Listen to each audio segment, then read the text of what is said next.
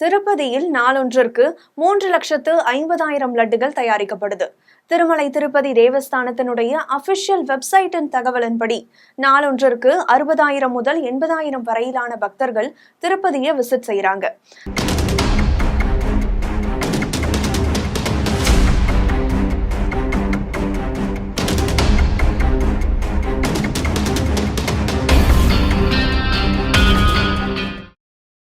தயாரிக்கப்படும் இத்தனை லட்ச லட்டுகள்ல எந்த லட்டு ஏன் தலையில எழுதியிருக்கு, எந்த லட்டு எனக்குன்னு எழுதியிருக்குன்றத கண்டுபிடிக்கவே 7 மலைகளை தாண்டி ஏழுமலையானை சந்திப்பவர்கள் பலர். அந்த பலருக்கான வீடியோ தான் இது. ஸ்ரீவாரி லட்டுவின் வரலாறே இந்த காணொளி.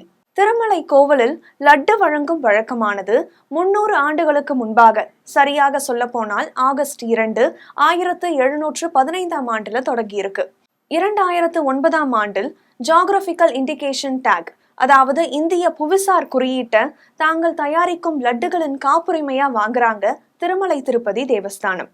தற்சமயம் நாம் சுவைக்கக்கூடிய திருப்பதியின் லட்டானது 1940 ஆண்டு மெட்ராஸ் பிரசிடென்சியின் கீழ் ஆந்திரா இருந்த சமயத்தில், மெட்ராஸ் பிரசிடென்சியின் கீழ் ஆந்திரா இயங்கிய சமயத்தில் அன்றைய மெட்ராஸ் கவர்மெண்ட் சர்க்காவின் கீழ் கிட்டத்தட்ட 6 முறை ஐட்டரேஷன்ஸ், அதாவது லட்டுவினுடைய உருவத்தின் மறுசீரமைப்பு, மறு வடிவமைப்பு போன்ற முறைகள் 6 தடவை ரிப்பீட் செய்த பிறகே இன்னைக்கு நாம ருசிக்கக்கூடிய லட்டுவின் நிறம், வடிவம் மற்றும் சுவை முடிவு செய்யப்பட்டிருக்கு.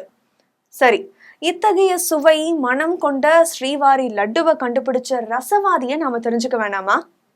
திருப்பதி லட்டுல கடலை பருப்பு இந்த அளவுதான் இருக்கணும், ஏலக்காய் இந்த குறிப்பிட்ட அளவுதான் இருக்கணும், சர்க்கரை இவ்வளவுதான், முந்திரி இவ்வளவுதான், திராட்சை இந்த அளவுக்கு மேலேயும் போகக்கூடாது கீழேயும் போகக்கூடாது அப்படின்னு லட்டுவின் ஒவ்வொரு அங்கத்தையும் பார்த்து ரசிச்சு செஞ்ச ரசவாதி தான் கல்யாணம் ஐயங்கார். இவரினுடைய முழு பெயர் ஸ்ரீமான் பூதேரி பத்தங்கி ஸ்ரீனிவாச ராகவன்.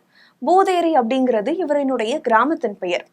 இவர்தான் திருப்பதி தேவஸ்தானத்திற்குனே பிரத்யேகமாக ருசி கொண்ட லட்டுவை தயாரிக்கிறார்.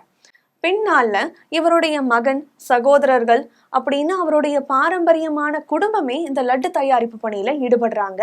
திருமலை திருப்பதி தேவஸ்தானத்திலே தன்னுடைய குடும்பத்தோட தங்கி. கல்யாணம் ஐயங்கார் மற்றும் அவரது குடும்பத்தார் மட்டுமே திருப்பதி தேவஸ்தானத்துல லட்டு தயாரிக்கும் பணியில ஈடுபட்டுட்டு வந்திருக்காங்க.